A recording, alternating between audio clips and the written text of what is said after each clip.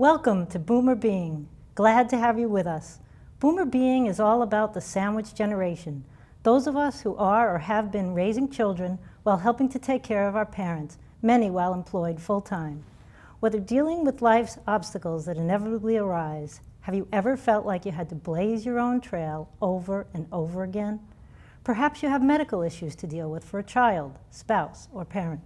Maybe you or a family member have real estate transactions to undertake, such as planning for relocation, an empty nest, retirement, or assisting your parents in selling their home. Oftentimes, you look for information that should readily be available and find yourself on the phone for hours, searching for answers to your important questions and winding up dissatisfied. Whatever the issues you're dealing with are, rest assured that you are not alone. Along with countless boomers, I was active as a caregiver for many years. I learned firsthand about being a member of the sandwich generation, ferreting out resources and finding solutions to boomer issues. Whether married or single, boomers have many commonalities that define them. Baby boomers are the largest generation in American history, numbering almost 78 million strong. Boomers are the product of a post-World War II explosion in the U.S. birth rate, born between 1946 and 1964. Although there was also a surge of baby boomers born in Canada and Western Europe, the focus of our show is on American boomers. In 2011, the first of the baby boomer generation turned 65 years old.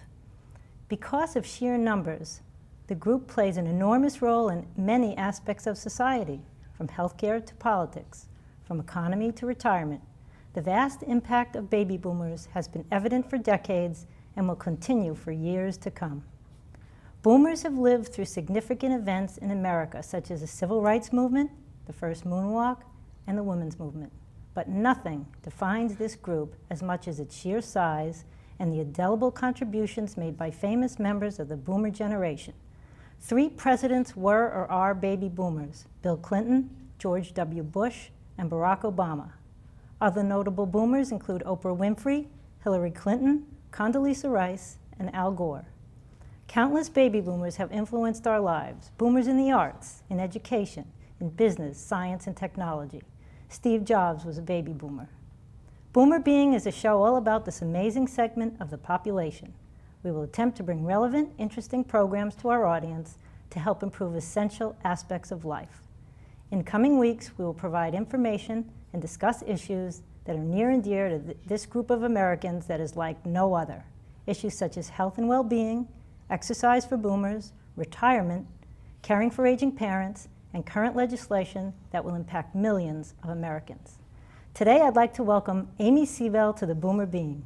Amy is a realtor here in Andover with Prudential Howe and Doherty Realtors and specializes in residential real estate. She's lived in Andover since the early 1980s, and she's also a baby boomer. Welcome, Amy. Hi, Leslie. Thank you for having me today. Wonderful to have you. So tell us about yourself. Well, as you mentioned, I am a residential real estate agent, and I have lived in Andover since the early 80s. I've raised 2 children here, and my husband and I have lived now in 3 different homes in Andover. So as boomers, we have tremendous experience going through that cycle of moving and what it means, what the challenges and the thrills are for a boomer to move. What motivates this segment of the population to move? Oh, it's so multifaceted. Let me just touch on a few of the aspects. Sometimes boomers feel that they've lived in their dream home. They may have lived there for 20 years, 30 years. It may have a pool, it may have a tennis court, it may be everything that they wanted, but now their needs are changing. So sometimes they decide that they want a smaller house, or sometimes they think they want a smaller house, and then perhaps they want a condo. So that's part of what they're looking for. Very often, people are looking for an easier style of living. They may want an elevator, they may want a secure building. There are sometimes people who are looking to downsize because they want a very different economic situation. They may want to pull more money out of their houses, for example. The picture that you see now is about a very, very empty space. And this is, I would say, the majority of people say, my kids took everything they wanted. They left their posters, they left their trophies. I got rid of all that stuff, and now I am truly an empty nester. So they don't want to rattle around in that house anymore. So we get calls very often because of that.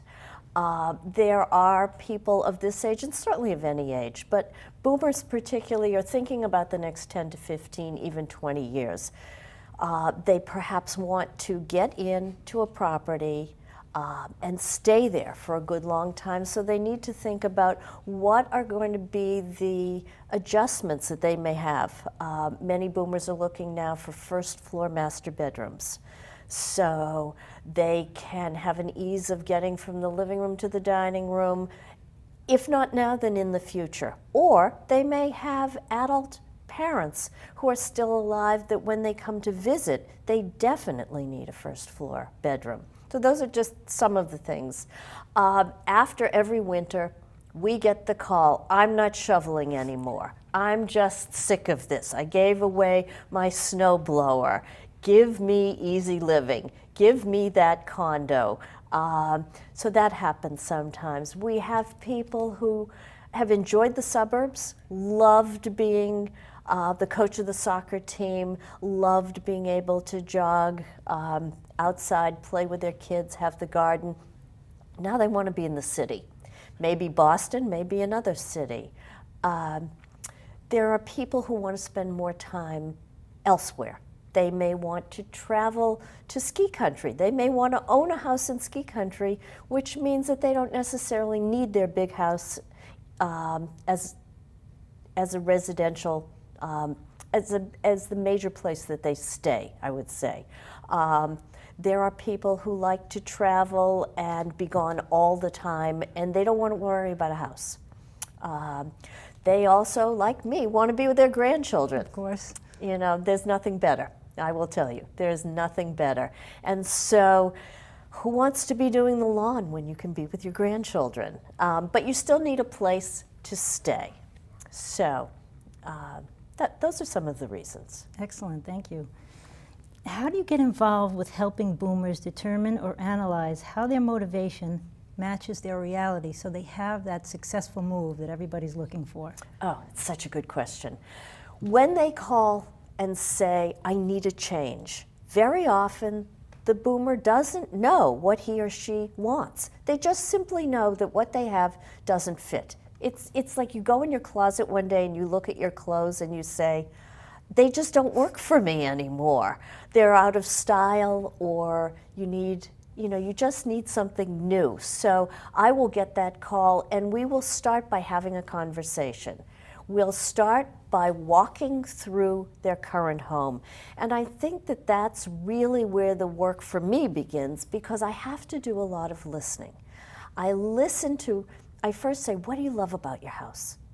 Why did you buy this house? Why did you build this house? What is essentially special about it for you? So we look at the house, we look at the outside, we look at the inside, we look at the sweeping lawn that was great when they needed a place for the kids to sled. It was great when they wanted to set up the net for volleyball, but maybe that is not what they want now. They may not know what they want now, but we start by talking about that.